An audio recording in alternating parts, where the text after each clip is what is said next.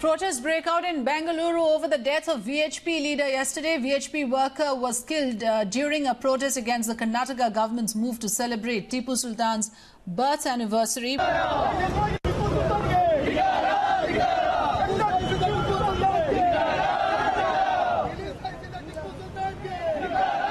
Okay, let's just tell our viewers here that a VHP activist and a bystander had died yesterday in the violence that broke out in Madikeri town of Karnataka over the celebrations of the birth anniversary of Mysore ruler Tipu Sultan. The police had used tear gas and batons to disperse hundreds of people following the clashes between the opponents and supporters of the celebrations. Now, during those clashes, there was the death of a VHP worker as well.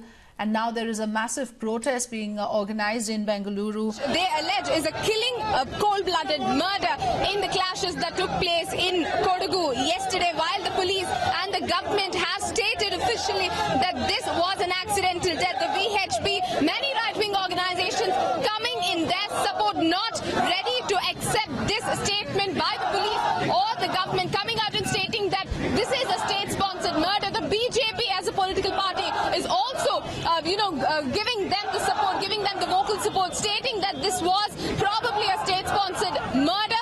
The government and the police, both of them stating that an inquiry has been initiated to find out how this leader of the VHP was dead yesterday, what caused his death rather yesterday after the clashes broke out when VHP and various other right-wing organizations were holding protests against the government's decision to celebrate Tipu Jayanti. The VHP leaders here gathered today stating that they will intensify protests until and unless the government acknowledges that this was indeed a murder, and also demand that justice be served to many right-wing leaders. In the recent past, they also alleged that right-wing leaders are being targeted unnecessarily, but the government is not taking the issue seriously. They want the government to take this as an issue, take this seriously as an issue, accusing the government of being anti-Hindu. Now, that is the kind of words that are coming out of the protesters here.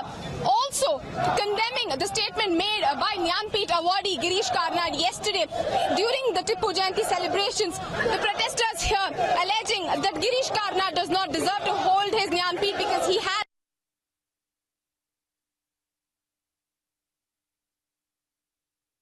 disrespected the Kannadigas. They are also shouting slogans against him. Their anger against the government, against the police, against Girish Karnad for his statements yesterday, stating that they will continue protests across the state,